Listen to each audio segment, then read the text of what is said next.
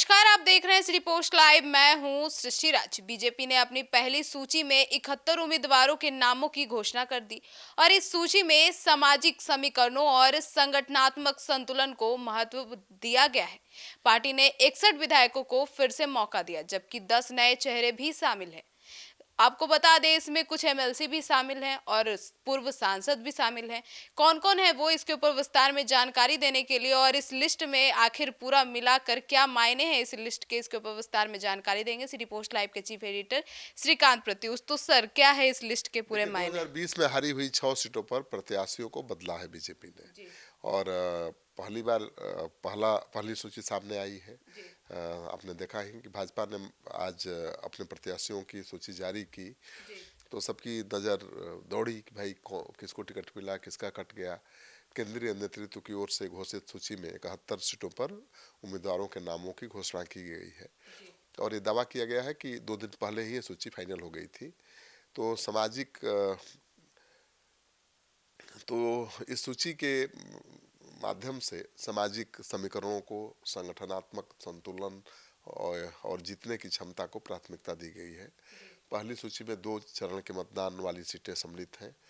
Party ने 2 पूर्व सांसद यानी रामकृपाल यादव को दानापुर से, सुनील कुमार पिंटू को सीतामढ़ी से प्रत्याशी बनाया है। जी। दोनों लोकसभा चुनाव सुनील कुमार पिंटू को तो टिकट ही नहीं मिला था, जी। रामकृपाल यादव हार गए थे। जी। बक्सर से लोकसभा चुनाव लड़ने वाले मिथिलेश तिवारी को पार्टी ने गोपालगंज के बैकुंठपुर विधानसभा क्षेत्र से उम्मीदवार बनाया है। जी। तो एक बार फिर विश्वास जताया है।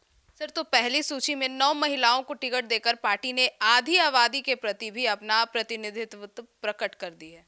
बिल्कुल अपनी प्रतिबद्धता प्रकट की है महिलाओं को टिकट दे के। और अपने 61 निवर्तमान विधायकों को जहां फिर से मौका मिला दिया है, वहीं 10 स्थानों पर नए चेहरों को भी टिकट देकर बदलाव का संकेत दिया है। जी। बताया जा रहा है कि बीजेपी की केंद्रीय चुनाव समिति की बैठक में प्रधानमंत्री मोदी, गृह मंत्री अमित शाह और पार्टी के अध्यक्ष जेपी नड्डा ने नामों को अंतिम रूप दिया। इसी आधार पर सूची घोषित की गई है और कई युवा कार्यकर्ताओं और नेत्रियों को भी मौका दिया गया है, जी। ताकि संगठन में नई ऊर्जा का संचार हो। पार्टी ने पिछड़ा, अति पिछड़ा और अनुसूचित जाति एवं जनजाति के प्रतिनिधित्व पर भी विशेष जोर दिया है। सर, तो ऐसे में भाजपा इस सूची के माध्यम से सामाजिक समीकरणों को साधने का हर संभव प्रयास कर रहा है। हाँ, बिल्कुल प्रयास कर रही है बीजेपी। पार्टी ने हर क्षेत्र में मजबूत और लोकप्रिय उम्मीदवार उतारने की कोशिश की है। बताया जा रहा है कि शेष सीटों पर उम्मीदवारों की घोषणा शीघ्र की जाएगी, जिसके लिए मंथन अंतिम दौर में है। बीजेपी की सूची जारी होते ही राजनीतिक सरगर्मी भी तेज हो गई है। कई टिकट कटने से असंतुष्ट नेताओं के तेवर भी सामने आने लगे हैं। हालांकि पार्टी नेतृत्व ने कहा है कि किसी भी प्रकार की नाराजगी को संवाद से दूर किया जाएगा। कुछ विधायकों ने वीडियो संदेश जारी कर नेतृत्व के साथ संगठन में कंधे से कंधा मिलाकर काम करने का दावा किया है। जी। पहली सूची में वंशवाद की फसल भी लहराई है। जी। तो मतलब वंशवाद को भी जगह मिली है। सर, तो 2 एमएलसी को भी टिकट दिया गया है। 2 एमएलसी कोई और नहीं है। एक तो बीजेपी के नेता, मंत्री, स्वास्थ्य मंत्री मंगल पांडे हैं, और दूसरे हैं उप मुख्यमंत्री सम्राट चौधरी। जी। तो सम्राट चौधरी तारापुर से चुनाव लड़ेंगे और स्वास्थ्य मंत्री मंगल पांडे सीवान से लड़ेंगे। जी। मंगल पांडे तीसरी बार एमएलसी हैं। जी। बतौर एमएलसी मंगल पांडे का कार्यकाल अभी लगभग 4 साल शेष है। जी। सम्राट चौधरी का कार्यकाल बतौर एमएलसी 8 महीने बचा हुआ था। जी। इसके अतिरिक्त 2 पूर्व एमएलसी को भी पार्टी ने मैदान में उतारा है। जी। बीजेपी के पूर्व राष्ट्रीय मंत्री रजनीश कुमार को तेघड़ा से उम्मीदवार बनाया गया है और रीगा से बैद्यनाथ प्रसाद को प्रत्याशी बनाया गया है। जी, तो सर, ऐसे में हारी हुई 6 सीटों पर पार्टी प्रत्याशी बदली है। हाँ, 2020 के चुनाव में हारी 6 सीटों पर बीजेपी ने प्रत्याशी बदल दी है। जी। और इसमें सिवान, दानापुर, बिक्रम, अरवल, औरंगाबाद, गुरुआ शामिल है। लेकिन किशनगंज सीट पर पार्टी इस नियम का पालन नहीं किया है। ठीक है ना। किशनगंज जी। से तीसरी बार स्वीटी सिंह को मैदान में उतारा गया है। जी। पहली सूची में कई निवर्तमान मंत्री, पूर्व उप मुख्यमंत्री और मंत्री के नाम भी सम्मिलित हैं। जी। तो उम्मीद थी कि किशनगंज से शाहनवाज हुसैन को बीजेपी उतार सकती है, जी। क्योंकि वो मुस्लिम बहुल इलाका है। लेकिन जी। ऐसा नहीं किया है। वो बीजेपी ने इस बार भी स्वीटी सिंह पर भी भरोसा जताया है, क्योंकि बीजेपी को लगता है कि जब वैसी के कारण ध्रुवीकरण होगा तो उसका फायदा बीजेपी को मिलेगा।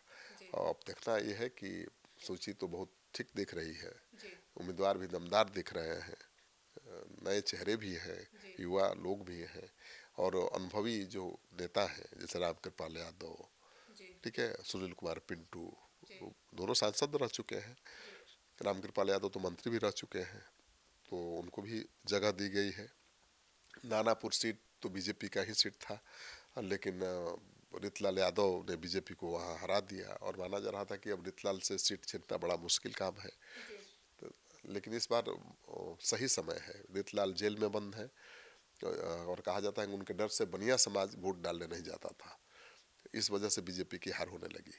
लेकिन अब तो रितलाल जेल में है, चुनाव में बाहर आएंगे नहीं। जी। ऐसे में रामकृपाल यादव को बीजेपी ने मैदान में उतार कर फिर से इस सीट पर कब्जा करने की योजना बनाई है और ये संभव है क्योंकि रामकृपाल यादव बहुत लोकप्रिय नेता है।